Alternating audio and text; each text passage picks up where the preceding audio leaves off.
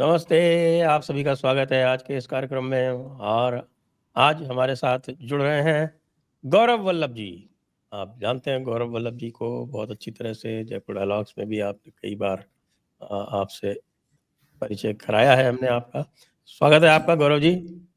जी बहुत बहुत अच्छे। और आपको और आपके सभी दर्शकों को मेरा सादर नमस्कार।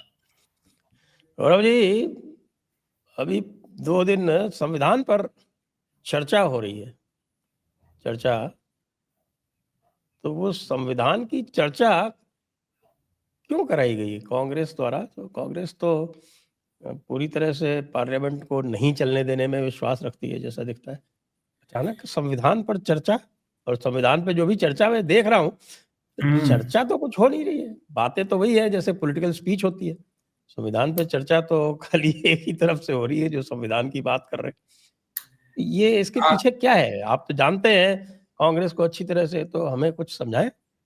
देखिए, इसके पीछे एक ही ऑब्जेक्टिव है कि देश के विकास के दो चार बिल पास नहीं होने देना है, सब पार्लियामेंट को चलने नहीं देना है, दे कानून जो देश के विकास के लिए जरूरी है उनको बाधित करना है। और संजय जी, संविधान पे चर्चा कौन कर रहा है आपको पता है?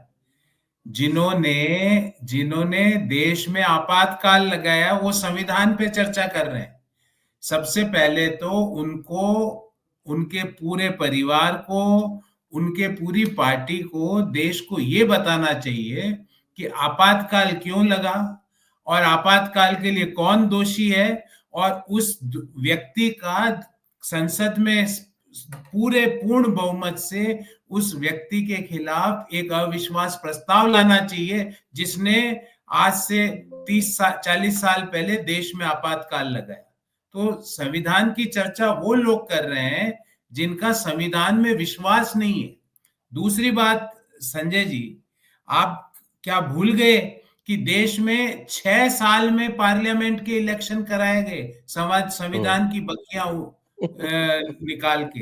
वो आज संविधान पे चर्चा करना चाहते हैं जिन्होंने 5 साल में पार्लियामेंट के इलेक्शन नहीं कराए, जिन्होंने 3-3 सुप्रीम कोर्ट के सिटिंग जजेस को सुपरसीड करके एक व्यक्ति को चीफ जस्टिस बनाया। वो आज पार्लियामेंट में संविधान की चर्चा करना चाहते हैं। जो लोगों को, और आज भी देखो, आज और पहले में एक चीज कॉमन है संजय जी।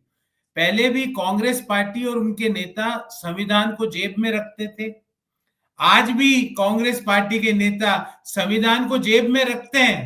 पहले दूसरी तरह से जेब में रखते थे, आज दूसरी तरह से जेब में रखते हैं। आज पॉलिटिकल कंपल्शन की वजह से जेब में रखते हैं। पहले वो संविधान को जेब में रख के घूमते थे, जब इच्छा होती संविधान को चेंज कर देते, जब इच्छा होती न्यायपालिका की सीनियरिटी को चेंज कर देते, जब इच्छा होती एग्जीक्यूटिव पालिका की सीनियरिटी को चेंज कर देते, जब इच्छा होती देश में आपातकाल लगा देते, जब इच्छा होती पार्लियामेंट इलेक्शन को आगे डिले कर देते। वो आज संविधान की चर्चा कर रहे हैं। ये वही बात हो गई, एक हिंदी में कहावत है कि 100 चूहे खाकर बिल्ली हज को चली। लेकिन ये बताएं कि आज आज मतलब कल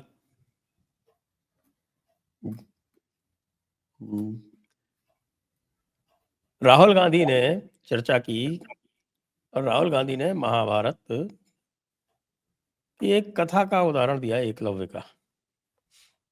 और उन्होंने कहा कि भाई, आज की जनता, आज का युवा जो है वो एकलव्य है, और मोदी जी द्रोणाचार्य हैं, अडानी अर्जुन है। कह रहे साहब, अंगूठा काट लिया सबका, एकलव्य का, और अर्जुन को दे दिया। वो अर्जुन, वो अडानी है। तो अगर अडानी ये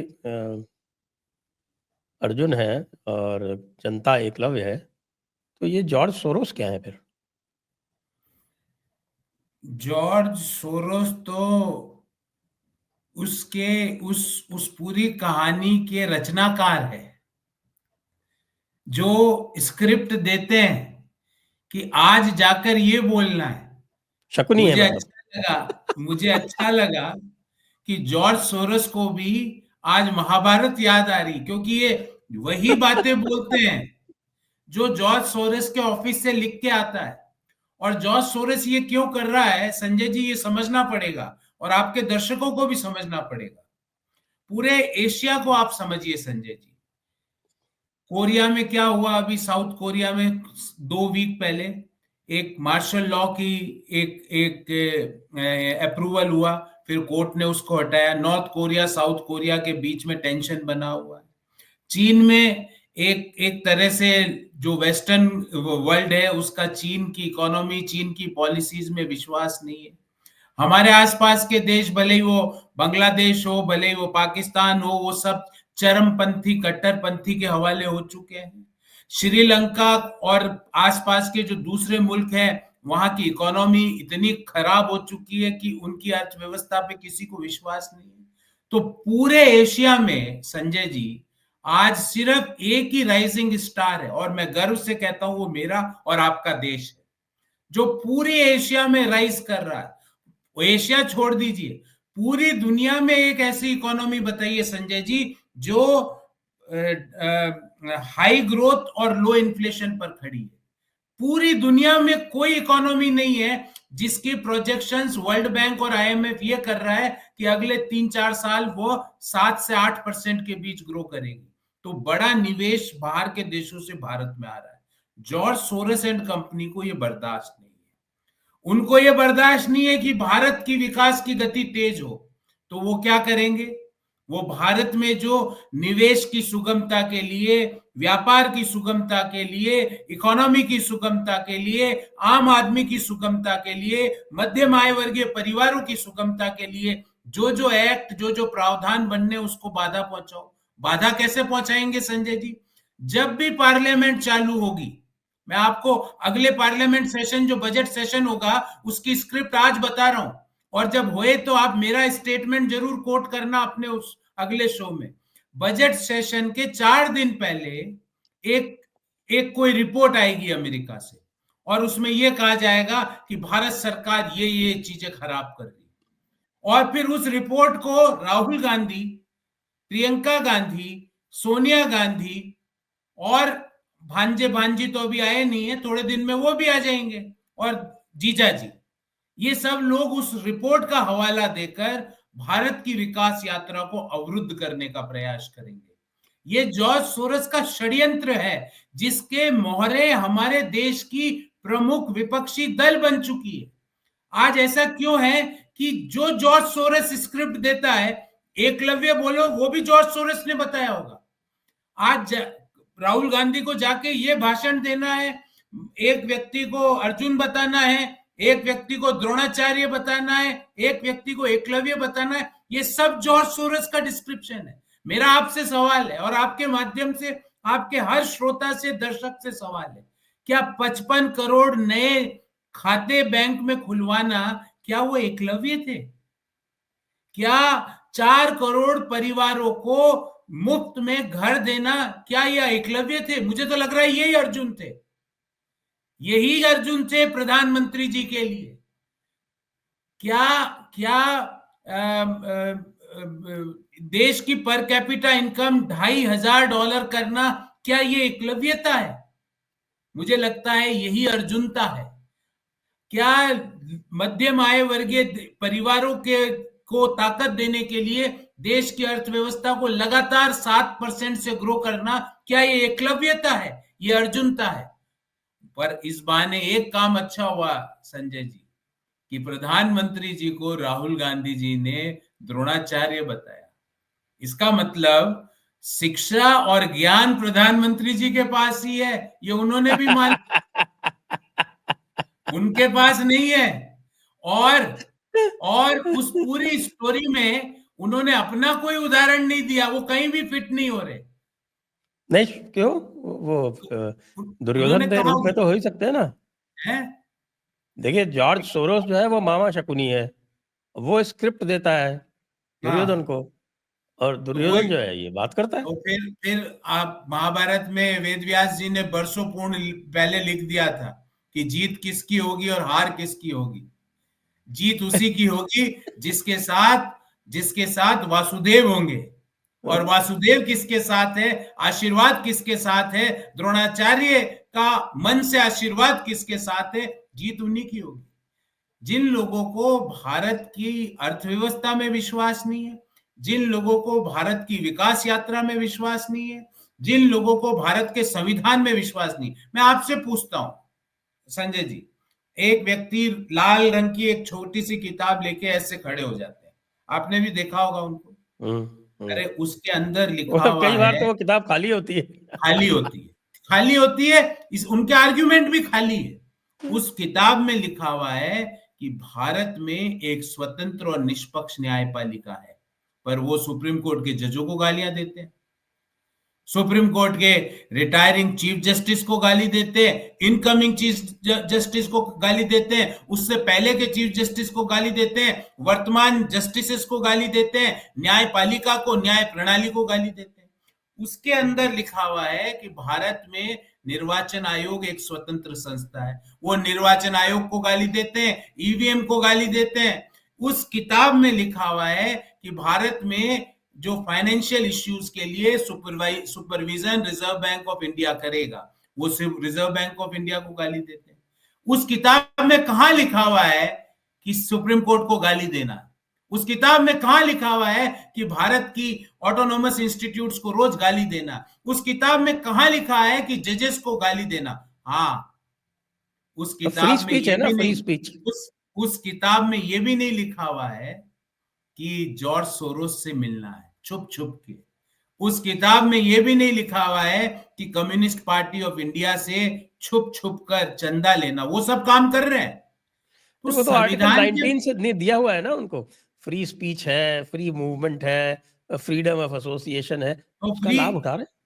फ्री स्पीच का कतई आर्टिकल 19 का अर्थ यह नहीं है कि कम्युनिस्ट पार्टी ऑफ इंडिया से छुप छुप के चंदा ले लो। फ्री स्पीच का कतई यह तरीका नहीं है कि भारत का जो व्यक्ति विरोध करता है, जो व्यक्ति भारत के कश्मीर को आजाद कश्मीर बोलता है, उस व्यक्ति से चंदा लेकर उसके संस्था की अध्यक्षा भारत की प्रमुख विपक्षी दल की प्रमुख नेता बनी हुई है, और आज भी बनी हुई है, आज भी बनी हुई है। इतना हंगामा होने के बाद भी ये नहीं बोला कि मैं हट रही हूं। तो ये एक है, शाम को 7-8 बजे एक सीरियल आता था, पहले मैं बहुत देखता था, उसका टाइटल था ये रिश्ता क्या कहलाता है।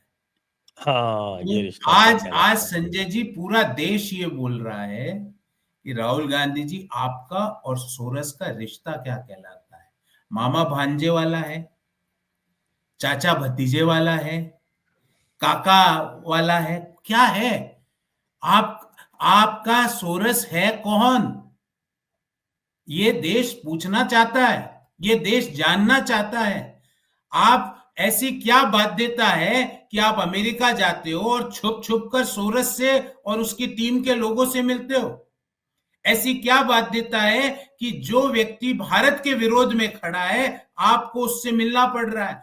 ऐसी क्या बाध्यता है कि जब पूरा देश, चाइना ने जो हमारे सैनिकों के साथ दुर्व्यवहार किया, जब पूरा देश भारत के वीर सैनिकों के साथ खड़ा था, उस समय Rajiv Gandhi foundation communist party of China से चंदा क्यों ले रहा था? उससे पहले क्यों लिया? मैं आपको पूरा विश्वास दिलाता हूं संजय जी, मैं तो कोई करोड़पति अरबपति आदमी नहीं हूं, पर अगर कांग्रेस पार्टी को ये मेरे को बोले कि भाई आप या तो गौरव जी आप चंदा दो, नहीं तो हम कम्युनिस्ट पार्टी से लेंगे, तो 5-10 लाख तो मैं दे दूंगा, 5-10 लाख रुपए मैं दे दूंगा।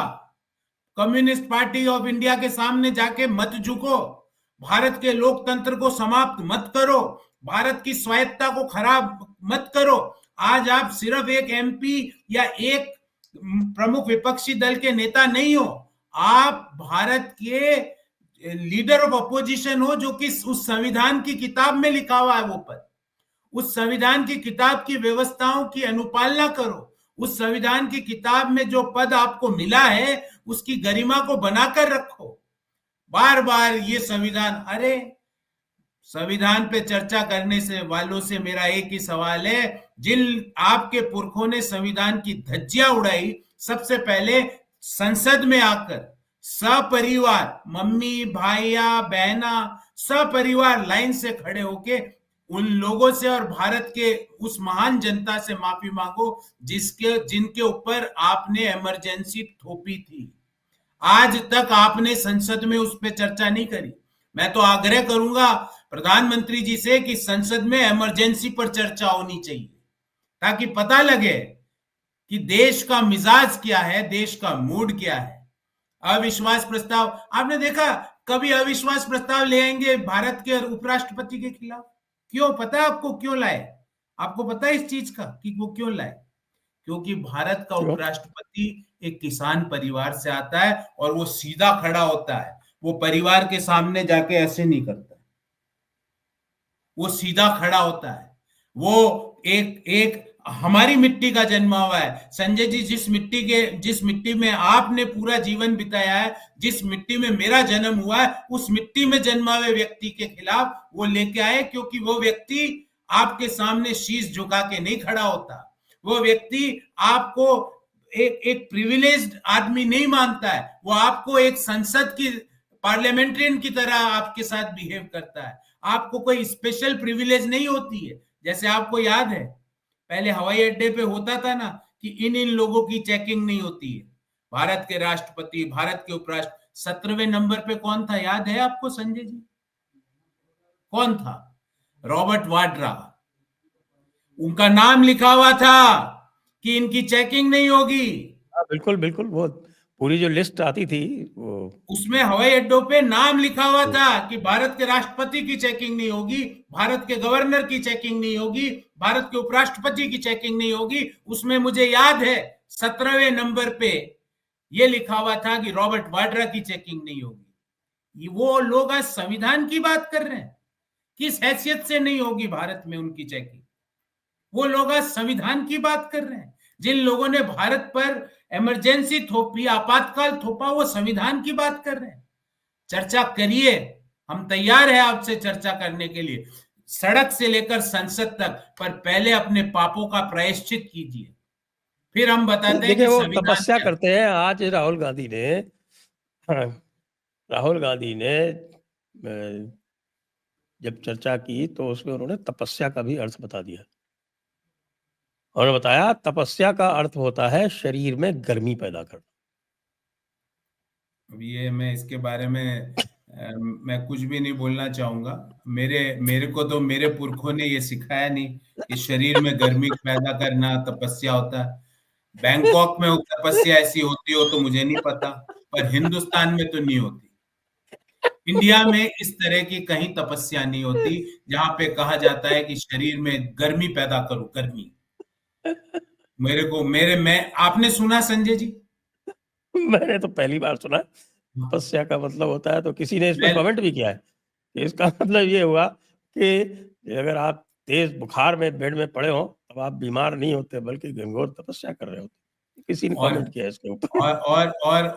और अगर कोई व्यक्ति, कोई मजदूर स्मेल्टिंग प्लांट में काम कर रहा है जो गर्म एनवायरनमेंट में है, तो वो तपस्या कर रहा है। ये क्या तपस्या कर। डेफिनेशन देते हैं, ये क्या बातें करते हैं? मैं कह रहा हूं ना आपको, बस आपको मैं यही बोलना चाहूंगा एक कि बात और कही उन्होंने, भगवान अब देखिए है। कहा कि साहब राहुल गांधी ने एक बार और कही कि आज हम सोरोस पे और अडानी पे चर्चा कर रहे हैं, तो वो राहुल गांधी ने ये भी कहा कि अ, आप यदि संविधान के बारे में चर्चा कर रहे हैं तो इसका मतलब आप सावरकर को गाली दे रहे हैं। अब मतलब मैं आपको ये कह सकता हूं, इस वाक्य का अगर कोई व्याख्या कर दे तो मैं उसको मान जाऊं। संविधान पे आप चर्चा कर रहे हो तो सावरकर को गाली दे रही, ये कि सावरकर जी का और संविधान की चर्चा का क्या लिंक है? ये मैं कह रहा हूं ना, ये सोरेस के ही स्टेटमेंट है। ये कह रहे कि साहब सावरकर तो मनुस्मृति को संविधान बनाना चाहते थे, इसलिए आप जो है वो सावरकर को गाली दे रहे हो आपने संविधान के नोट बारे में। किया, अभी महाराष्ट्र का चुनाव था हम्म। तो सावरकर के लिए 2 महीने चुप। हाँ, 2 महीने चुप थे। कोई बोला, बिल्कुल।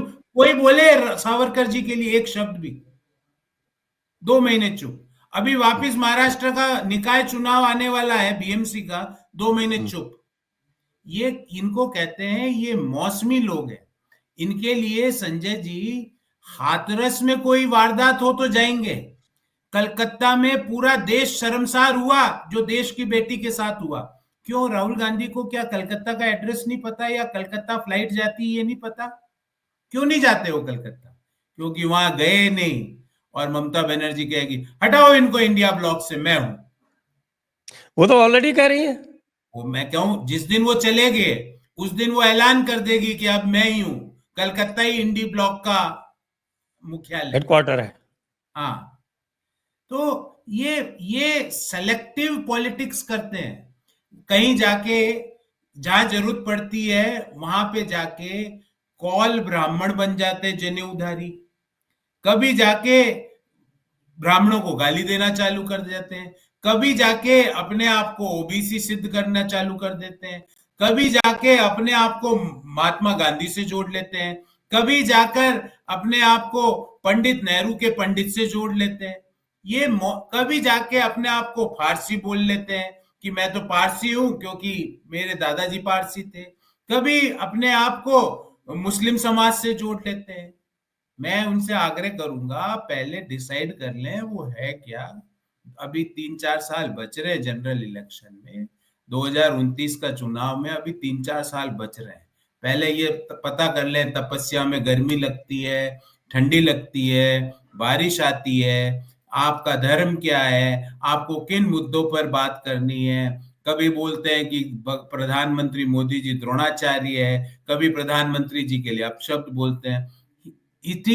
अंग्रेजी में कहा जा सकता है पेंडोरा ऑफ कंफ्यूजन। अगर पेंडोरा ऑफ कंफ्यूजन का आप डिक्शनरी में ये डालोगे कि सिनोनियम क्या है, तो उसका सिनोनियम आएगा राहुल गांधी।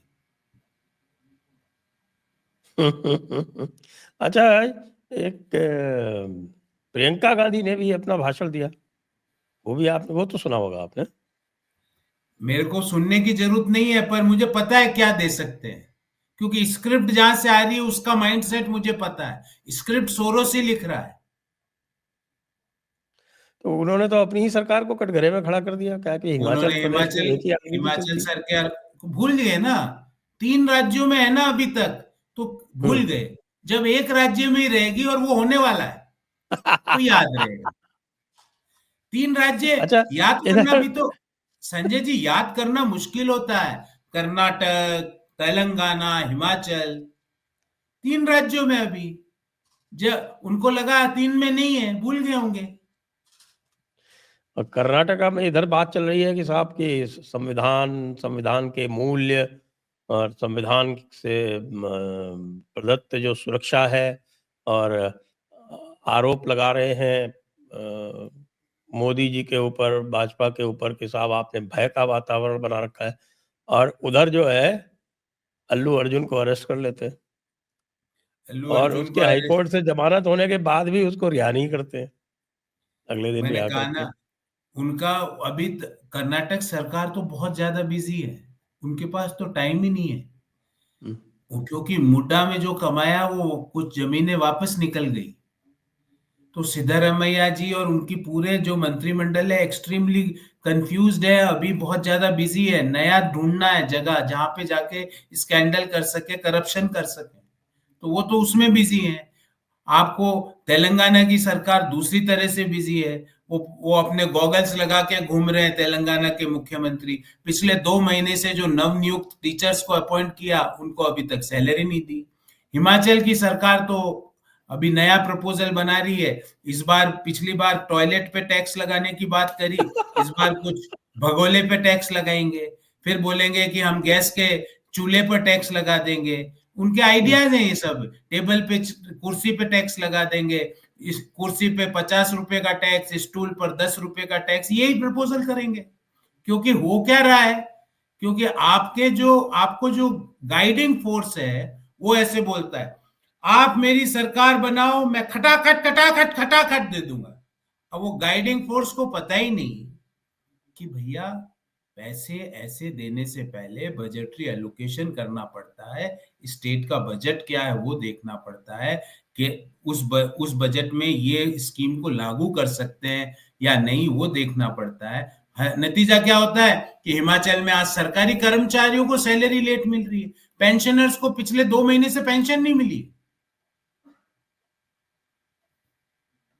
एक वक्त बिहार में होता था ऐसे। आज इन्होंने बना दिया हिमाचल को, और आप वहां पे संसद में खड़े होके बोल रहे हो हिमाचल की सरकार ने खराब कर दिया। अरे आप ही की सरकार है। और मेरे को तो आश्चर्य इस बात पे आया संजय जी, कि आसपास का तो कोई सांसद बताता कि मैडम वहां अपनी सरकार है, आसपास वालों को भी नहीं पता, वो भी तालियां बजा रहे हैं। आपने देखा वो वीडियो? आसपास वाले तालियां बजा रहे हैं। हाँ, खूब तालियां अरे बजा। उनको बताना चाहिए कि मैडम आप क्या बोल रहे हो, हमारी सरकार है, आपको पता होना चाहिए कि वहां किस पार्टी की सरकार, पर उनको पता ही नहीं। अच्छा, आप ये बताएं कि सोरोस का स्टॉक जो है वो ट्रंप के प्रेसिडेंट बनने के बाद जब नीचे जाएगा, तब ये पूरी कांग्रेस पार्टी और राहुल गांधी ये क्या नीचे अपनी जाएगा रणनीति नहीं, में बदलाव करेंगे? नीचे जाएगा नहीं संजय जी। अमेरिका में तो नीचे जा चुका है। सोरस जिंदा ही इन लोगों की वजह से, अमेरिका में तो वो डिस्कार्ड हो चुका है, ही इज नथिंग। पर हाँ, देश के प्रमुख विपक्षी दल की आत्मा वहां बसी हुई है। जैसे आपको याद होगा कि एक एक पहले हम बचपन में कॉमिक्स पढ़ते थे कि जादूगरनी की जान तोते में थी। हम्म। तो भारत की प्रमुख विपक्षी दल की जान सोरस में है। सोरस जो कहता है वो ये करते हैं। सोरस सोरस ने अभी ये डिसाइड किया, आपको आपने एक चीज नोट की कि आजकल अडानी की बात होती है, अंबानी वर्ड का यूज नहीं हो रहा। क्यों नहीं हो रहा? आपसे मैं पूछना चाह रहा हूं। 6 महीने पहले तो अडानी और अंबानी दोनों होता था, आज सिर्फ अडानी क्यों हो रहा है? क्यों हो रहा है? क्योंकि सोरस ने कहा अभी इसी को करो। फिर अचानक से सोरस एक दिन आएगा अडानी के साथ अंबानी भी बोलो, तो वो वापस चालू हो जाएगी। लेकिन अब सोरोस की तो अब चलेगी नहीं ना। सोरोस की सारी चीजें जो है वो आप लोगों ने ऑलरेडी जो है वो बाहर ला दी हैं। सोरस तो की अब चीजें पूरी दुनिया सोरोस के का सामने आ गई है। और हाँ, सोरस सारस बन चुका है, और सारस अभी जाने वाला है। अभी तक तो सोरोस का क्या था कि उसका तो स्टेट डिपार्टमेंट में बहुत गहरे ताल्लुकात थे। तो सरकार जो थी, यूएस की सरकार भी उसी के हिसाब से काम करती थी। अब बांग्लादेश वाला पूरा काम जो है वो उसमें सोरोस भी था, और उसमें आपके स्टेट डिपार्टमेंट वाले ये सारे मिल मिला के पूरा डीप स्टेट एक तरह से उसमें शामिल था। लेकिन डीप स्टेट के तो विरुद्ध खुला युद्ध छेड़ रखा है तो सोरस ने क्या कर दिया डोनाल्ड ट्रंप ने। बांग्लादेश? क्या कर दिया बांग्लादेश में सोरस ने? हिंदुओं की हत्या करवाई, हिंदू साधु नहीं, संतों को जेल में बंद करवाया। रजीम पूरे चेंज करवा दिया उसने। बांग्लादेश, जो पूरा बांग्लादेश जो कि एक अच्छी खासी इकोनॉमी चल रही थी, आज अब बांग्लादेश कट्टरपंथियों के हवाले हो गया, चरमपंथियों के हवाले हो गया। बांग्लादेश में जो भी निवेश था वो भी एक एक करके बाहर आता जा रहा है। क्या क्या देश के लोगों से मैं पूछना चाहता हूं, क्या कांग्रेस भारत को इसी राह पर ले जाना चाहती है? अगर हाँ, तो जब तक एक भी राष्ट्रवादी जिंदा है ऐसा नहीं हो सकता। जब तक एक भी भारत मां का सपूत जिंदा है ऐसा नहीं हो सकता। जब तक महात्मा गांधी को मानने वाले, बाबा साहब अंबेडकर को मानने वाले, वीर सावरकर जी को मानने वाले, जब तक लाला लाजपत राय और सुभाष चंद्र बोस और सरदार पटेल को मानने वाले जिंदा है, भारत में ऐसा नहीं हो सकता। भले ही सोरस अपनी पूरी स्पीच भारत के प्रमुख विपक्षी दलों के नेताओं को लिख के दे, भले ही सोरस कितनी भी कोशिश कर ले कि पार्लियामेंट नहीं चलेगी, पर मैं आपको दावे से कह सकता हूं कि वन नेशन वन इलेक्शन भी पास होगा। देश में विकास के लिए जो जो आर्थिक उदारीकरण के लिए, ओपननेस के लिए, आर्थिक इक्वलिटी के लिए जो जो अधिनियमों की जरूरत है, उनको एक एक कर कर हम पास करेंगे। सोरस के प्रॉक्सी भारत की अर्थव्यवस्था और भारत की विकास यात्रा को डिस्टर्ब नहीं कर सकते। मैं जैसे शेयर होल्डर्स होते हैं ना, शेयर होल्डर्स अपने प्रॉक्सी को भेज सकते हैं एनुअल जनरल मीटिंग में। तो यहाँ पे भारत का प्रमुख विपक्षी दल कांग्रेस पार्टी, और कांग्रेस पार्टी को चलाने वाला परिवार दैट इज गांधी परिवार, आज सोरस के प्रॉक्सी के रूप में काम कर रहा है। नहीं तो ये ऐसे ही सिचुएशन चलती रहेगी। महाराष्ट्र हारे क्यों? अभी जीते थे कुछ ही दिन पहले लोकसभा में, क्यों हारे महाराष्ट्र? हरियाणा क्यों हारे? इसलिए इसलिए हारे कि आप अमेरिका जाके देश के खिलाफ बयान दे रहे थे, अमेरिका में जाकर विदेशी धरती में जाकर भारत को नीचे दिखाने का प्रयास कर रहे थे। तो राष्ट्रवादी मतदाताओं ने आपको अपने दिल से, दिमाग से और वोटों से हटा दिया। आप इसलिए हारे महाराष्ट्र और हरियाणा कि आप वहां जाके भारत के विभिन्न धर्मों में जो एकता है उसको खराब करना चाह रहे थे। बोल रहे थे कि भारत में सिख समुदाय के व्यक्ति पगड़ी नहीं बांध सकते। अरे हाँ, जब नरसंहार हुआ था इंदिरा गांधी जी की हत्या के बाद सिखों का, तब जरूर ये हुआ था। और कौन कौन लोग दोषी है, आज भी उनके खिलाफ केस चल रहे हैं कोर्टों में, और वो बख्शे नहीं जाएंगे, उनको जेल तो जाना पड़ेगा।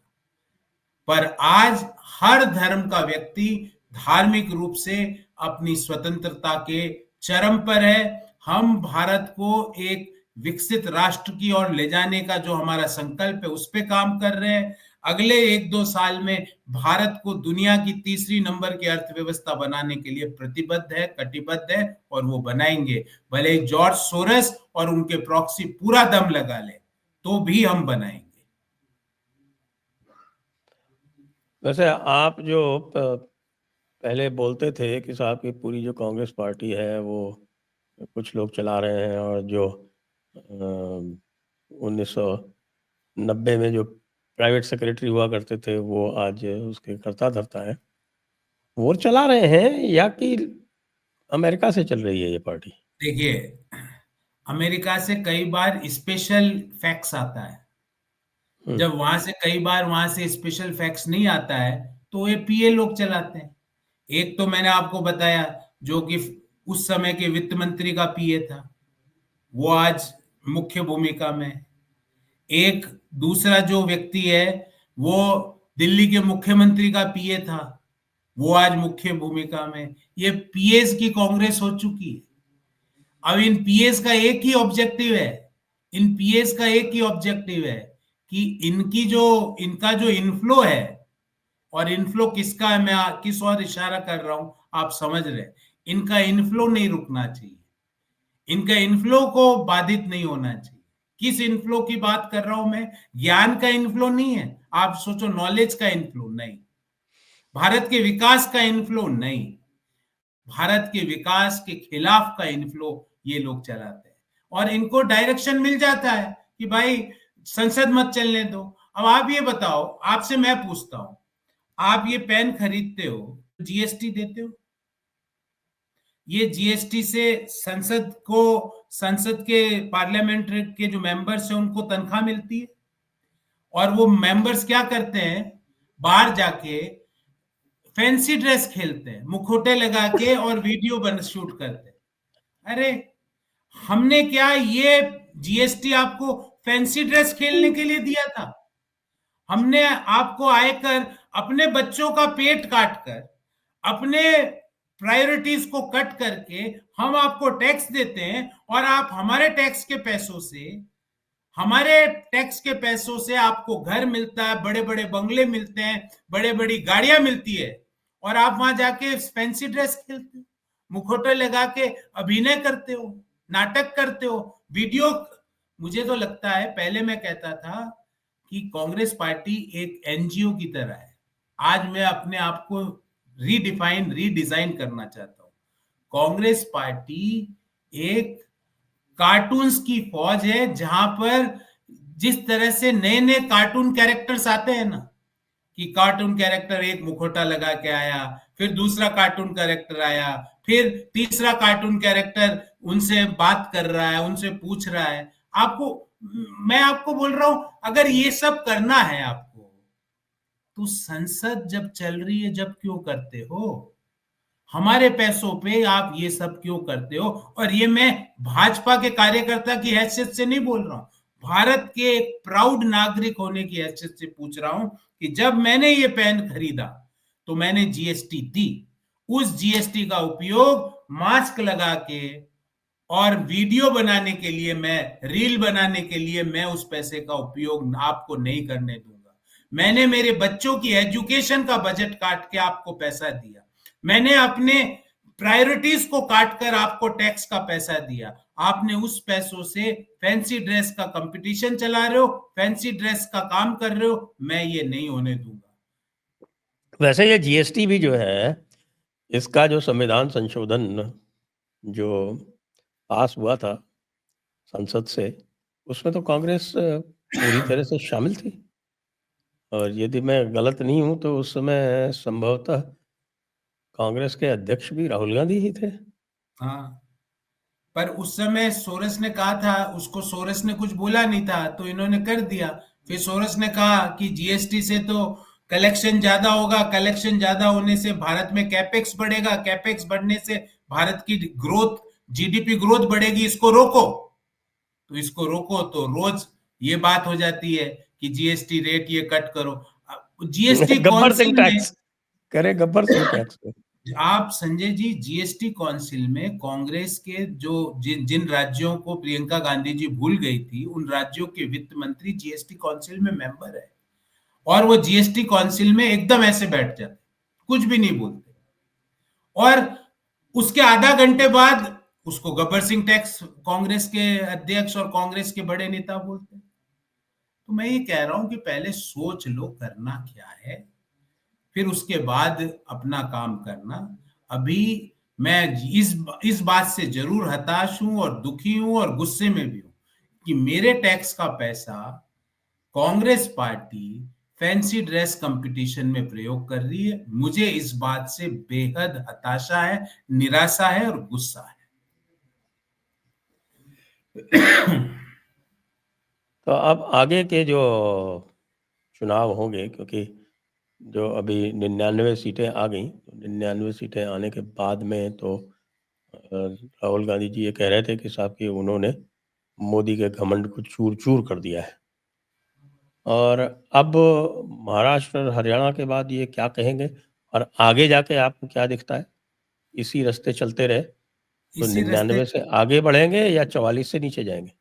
नहीं नहीं, इस बार कोशिश कांग्रेस पार्टी की ये रहे कि डबल डिजिट में नहीं आए, सिंगल डिजिट में ही आए। ये इसके लिए पूरा प्रयास करेंगे कि भाई हमें डबल डिजिट में नहीं आना है, ये कांग्रेस पार्टी का प्रयास रहेगा, सिंगल डिजिट में।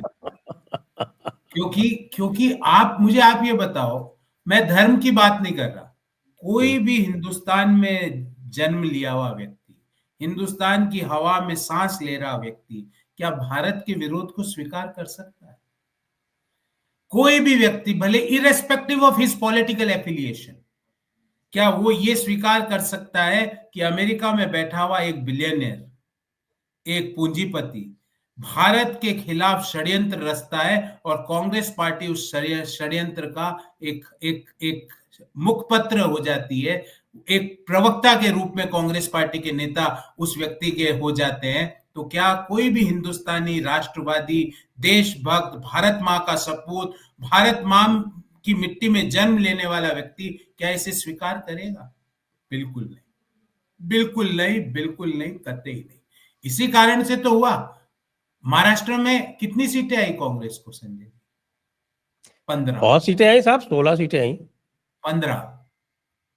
नहीं नहीं, 16 आई है साहब, एक ज्यादा अच्छा, है, 16 है। तो आपने तो वो 16 आ वो गई। लास्ट में नाना पटोले जी जीत गए थे लास्ट में, अच्छा याद अच्छा, है। तो 16 सीटें कांग्रेस हम्म। लेके आई महाराष्ट्र में।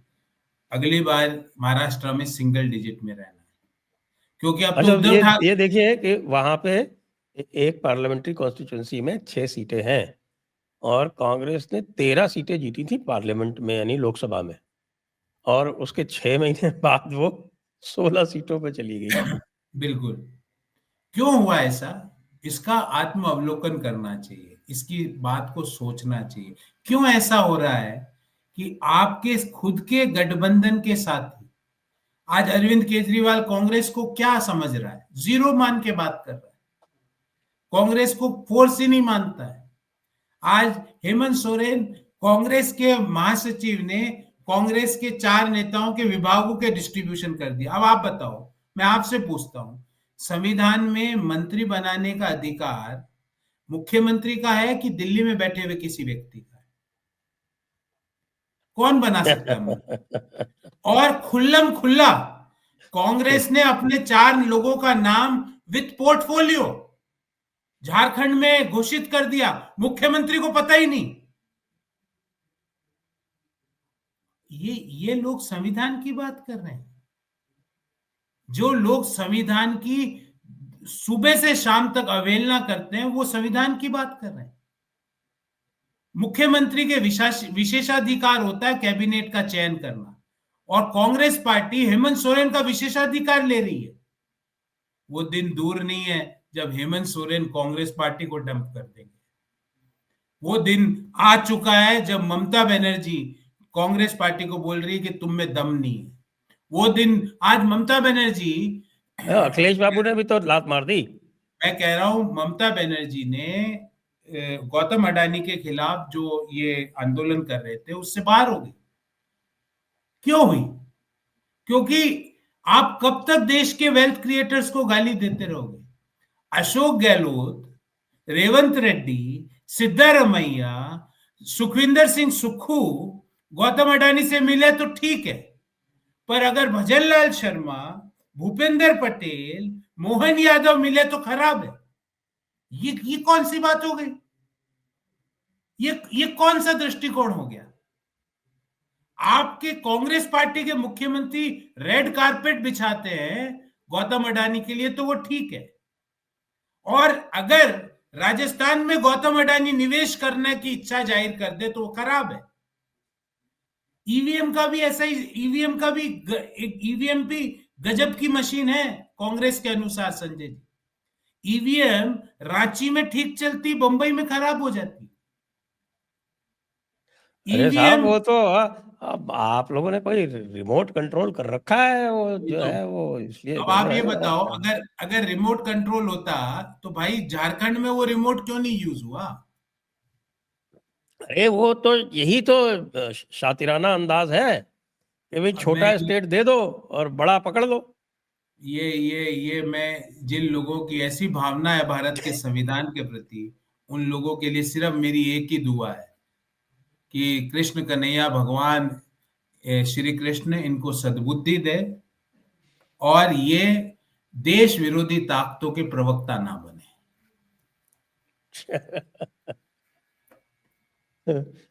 अंत में आप इसको समअप करेंगे क्या थोड़ा, कि आपका जो है ये हमारे राहुल गांधी, अब प्रियंका गांधी भी आ गई हैं, तो क्या कांग्रेस पार्टी का क्या सुंदर भविष्य होगा?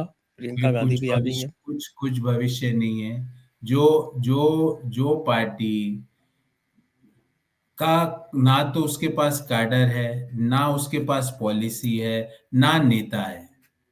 अब आप मुझे एक चीज बताओ, मुझे कांग्रेस के 99 सांसद हैं, है कि नहीं? उसमें कई सीनियर सांसद हैं, 3-3, 4-4, 5-5 बार के सांसद हैं, पर जब संविधान में पे बोलने की बात आई तो बहस की शुरुआत किसने की? प्रियंका गांधी ने। क्यों भाई? अरे 5-5 उनकी नाक बार उनकी दादी जैसी है, और किसी की तो नाक है क्या दादी जैसी? वही तो मैं कह रहा हूं, अगर मैं भी बाल बढ़ा लूं, घुंघराले कर लूं, मेरे बाल भी मान लो इंदिरा गांधी जी की तरह हो जाए, तो क्या मेरे को भी वो इंदिरा गांधी मान लेंगे? ये क्या? उसकी आपको नाक कैसे मान ऐसी, सकती हैं? आप वंश थोड़ी है आप।